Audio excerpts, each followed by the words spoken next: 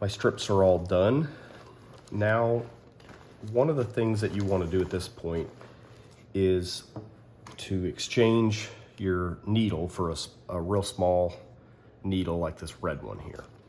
Also, I should probably talk about cleaning your needles. So there's a couple things you can do.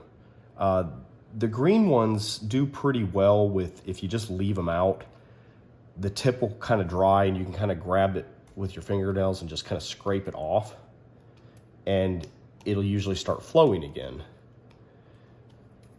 If it's anything smaller than a green one, that doesn't really work. It'll clog up and you won't be able to get it to unstick. So on these ones, if you use them and then you want to be able to use them again, the best thing to do is when you're done using it, take it off, put it on your acetone syringe, get a small bowl and flush all your acetone through this needle, and then take the needle off, suck it up, maybe do it twice, and then push it back through it again.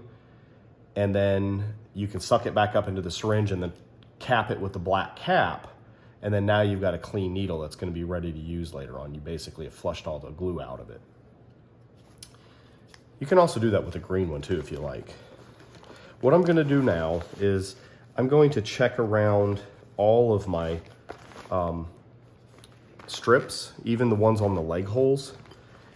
And you want to make sure that you are glued all the way to the edge. So you kind of just use the needle to kind of probe and see if any of your edges are loose. Oh, right there, there's a good example. So right here I can let me see if I can zoom that in. All right, there we go. So you can see how I was able to get my needle in there.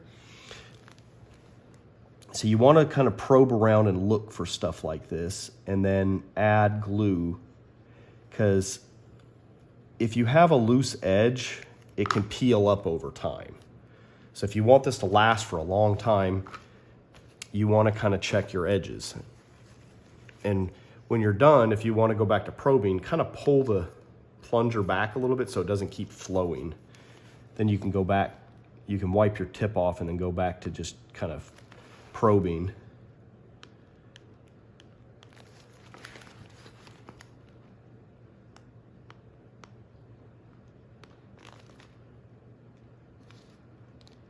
And basically just do this on all of your edges.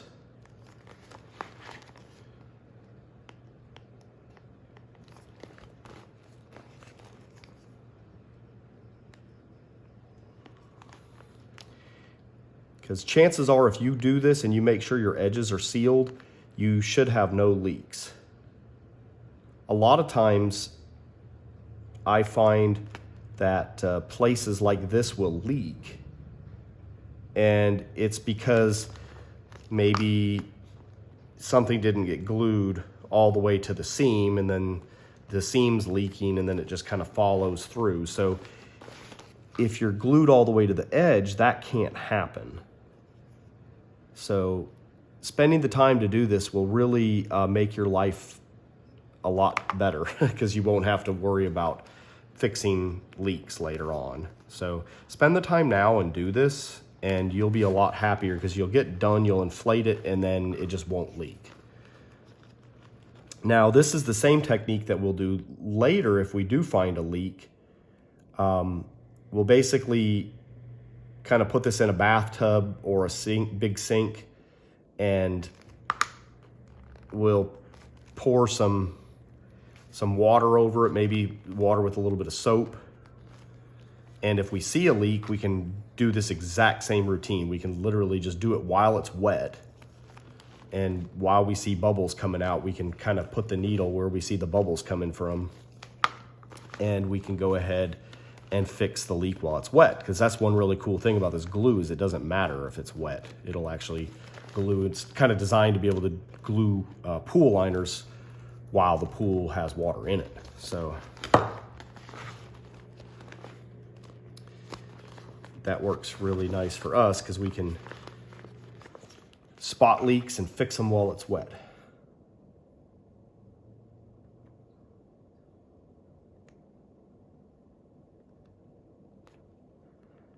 Now the one last step that we have after this is we can do some cleanup with some acetone and Q-tips.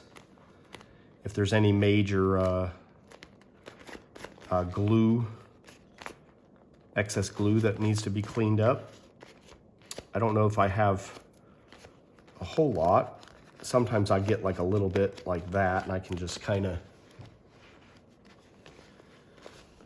just brush it off.